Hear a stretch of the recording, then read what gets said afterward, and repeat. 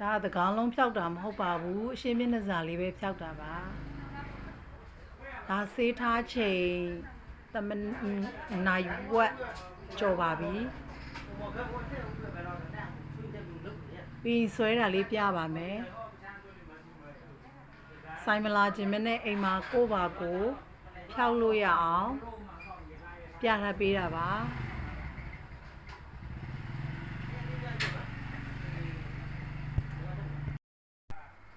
ဒါလေးရှင်းမျက်နှာစာလေးတွေပဲဖြောက်တာပါ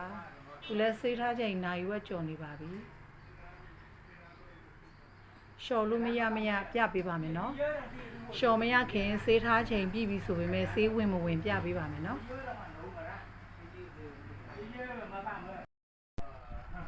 စပင်ကိုနဲငယ်ဆွဲလို့ရှိရင်တရေခွင်းလို့စန့်နေပြီးတော့တွန့်ဝိုင်းရပါပြီရှင်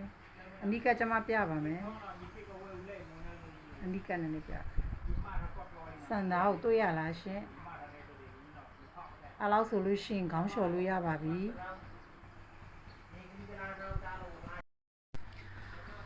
ခေါင်းလျှော်ပြီးလို့ရှိရင်ရေဆူဆူနဲ့ဆေးကိုပပလေးလင်းရပါမယ်ဆေးပပလင်းပြီးတော့နိုင်ဝက်ထားပါမယ်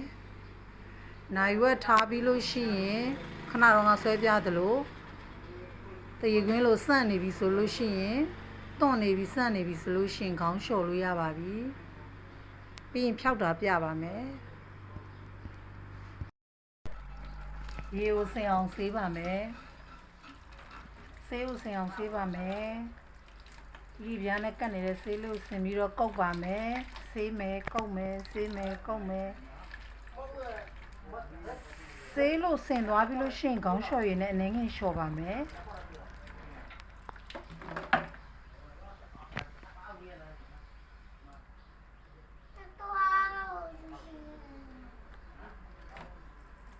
ပြီးရင်ဆေးချပါမယ်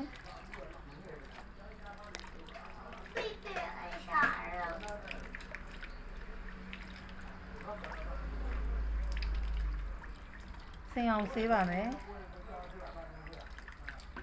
ပြီးရင်ပေါင်းစင်းနှင်းငယ်ထည့်ပါမယ်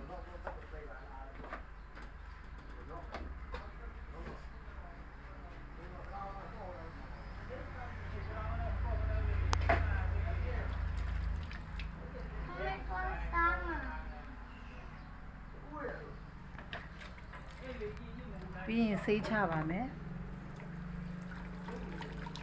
ပြီးရင် dryer ချအောင်မှုတ်ပြီးလို့ရှိရင်စဆွဲလို့ရပါပြီချက်ချင်းလေးမမှုတ်ပါနဲ့ဩဒီလိုလေးဖိပေးပါ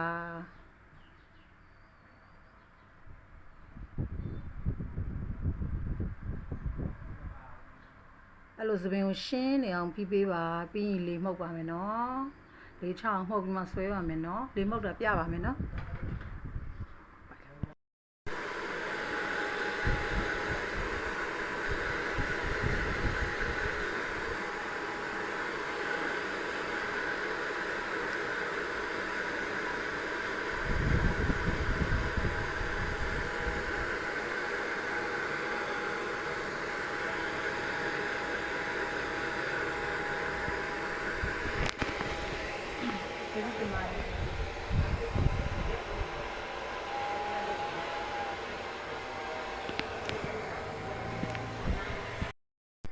စတင်ဆွဲပါပြီ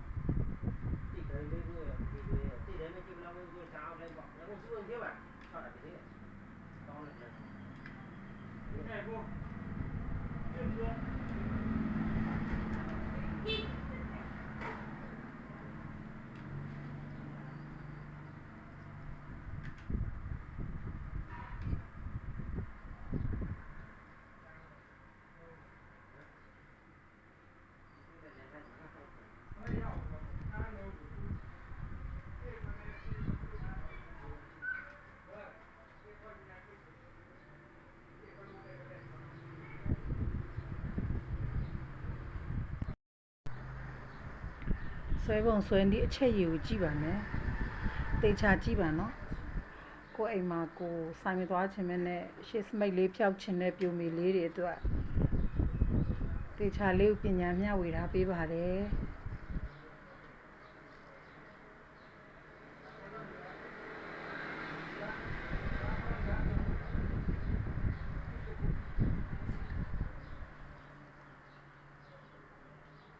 ဘီးကလည်းပူခံဘီးပဲရပါတယ်နော်ပူခံဘီးမဟုတ်ရင်မရပါဘူးနော်ဘီးကအပူထိပျော်သွားပါမယ်ဒီလိုဘီးမျိုးမှရပါတယ်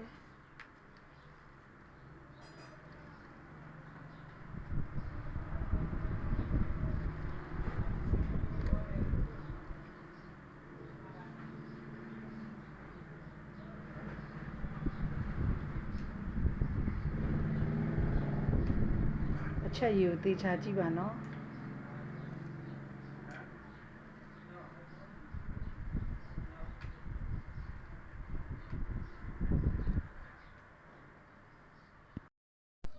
ပြီးသွားပါပြီဒါနောက်ဆုံးရက်လက်လေးပါရင်9ရက်ထိလို့မရပါဘူး